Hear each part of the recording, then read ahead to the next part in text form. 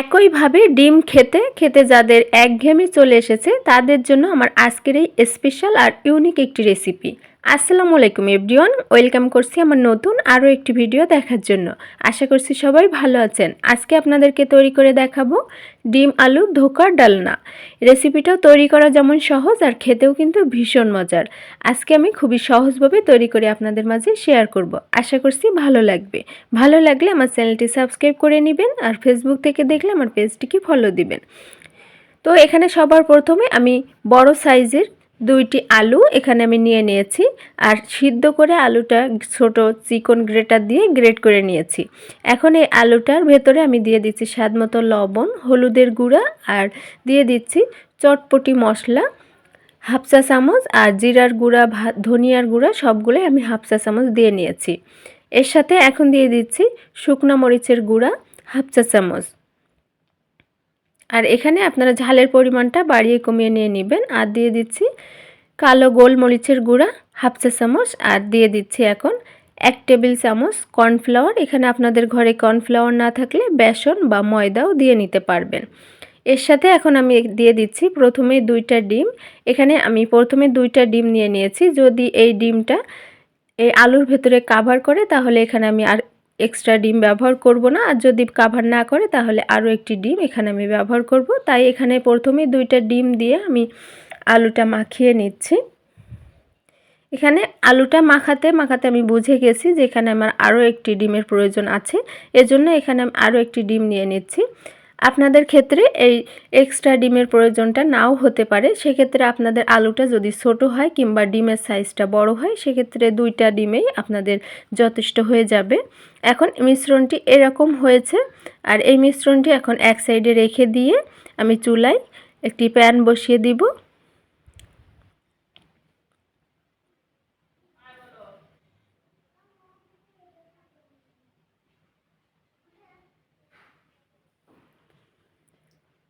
চুলায় একটি প্যান বসিয়ে দিয়েছি আর এখানে আমি তেল দিয়ে নিচ্ছি সয়াবিন তেল পরিমাণ মতো।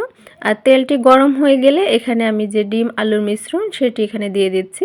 দিয়ে হাত দিয়ে সব প্যানের সব সাইডে আমি দিয়ে নিচ্ছি, অর্থাৎ বেশি এটা কিন্তু বেশি মোটা করেও ভাজা যাবে না, আবার বেশি পাতলা করেও ভাজা যাবে না। মোটামুটি মিডিয়াম একটি সাইজ করে আপনারা এটি ভেজে নেবেন। এখন ঢাকনা দিয়ে ঢেকে কিছুক্ষণ রান্না করার পরেই দেখবেন এটি নিচের থেকে অনেকটাই, অর্থাৎ নিচের পাশটা হয়ে গিয়েছে। এজন্য উল্টিয়ে নিতে হবে। এজন্য আমি একটি প্লেট ব্যবহার করেছি। এটি খুন্তি বা স্প্যাচুলা দিয়ে তুললে কিন্তু এটি ভেঙে যাওয়ার সম্ভাবনা থাকবে, এজন্য এভাবে একটি প্লেট দিয়েই আমি উল্টিয়ে নিয়েছি।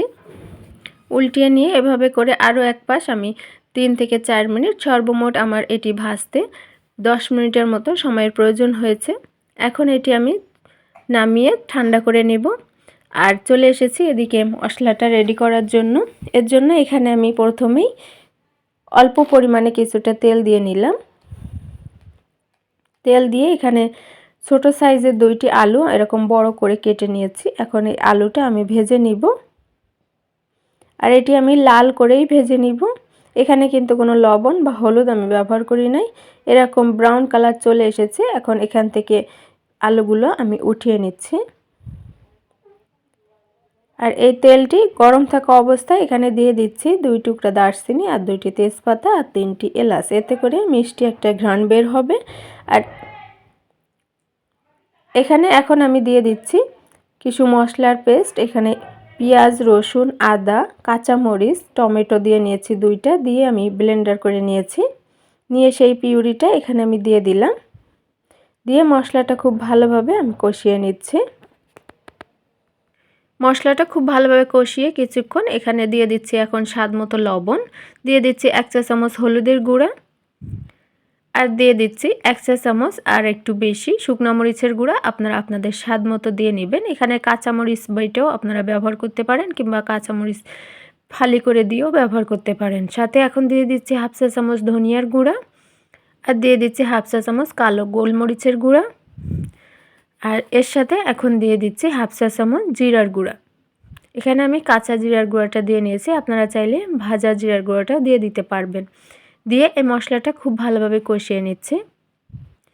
এই মশলাটা কষানোর জন্য এখানে আমি একটু পানি ব্যবহার করব, আর সেটা হলো আমি যে ব্লেন্ডার জগে ব্লেন্ড করে নিয়েছিলাম সেই ব্লেন্ডারের জগটা ধুয়ে এখানে আমি পানি ব্যবহার করছি।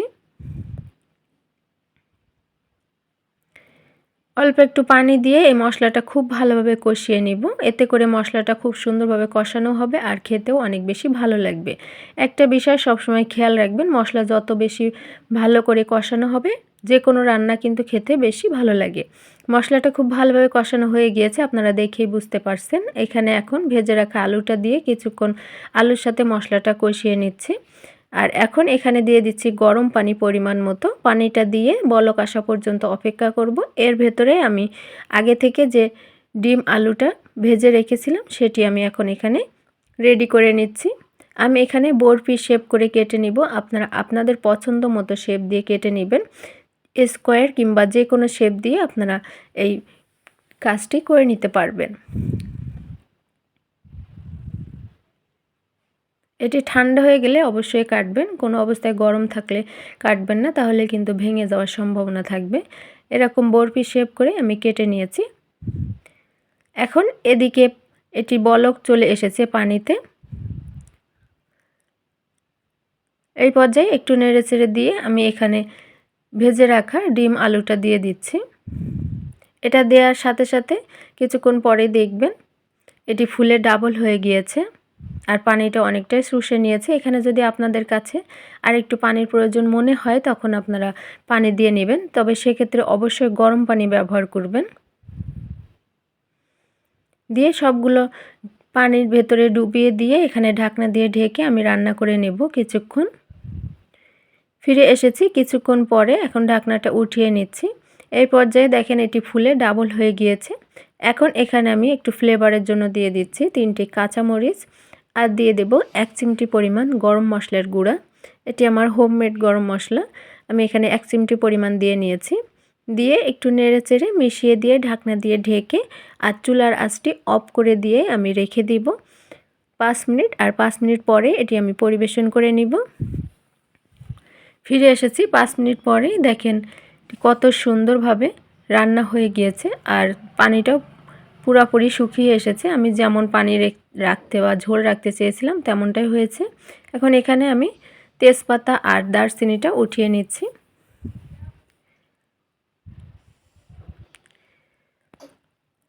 নিয়ে এখন এটি আমি পরিবেশন করে নিব। তো ভিউয়ার্স, আশা করছি আমার আজকের এই ভিডিও আপনাদের কাছে অনেক বেশি ভালো লেগেছে। আর ভালো লাগলে আমার চ্যানেলটি সাবস্ক্রাইব করে নেবেন, আর যারা ফেসবুক থেকে দেখছেন আমার পেজটিকে ফলো দিবেন। আজকে এই পর্যন্ত, অন্য কোনো রেসিপি নিয়ে আবারও চলে আসব। সে পর্যন্ত সবাই ভালো থাকবেন, সুস্থ থাকবেন, আমার ফ্যামিলির জন্য দোয়া করবেন। আল্লাহ হাফেজ।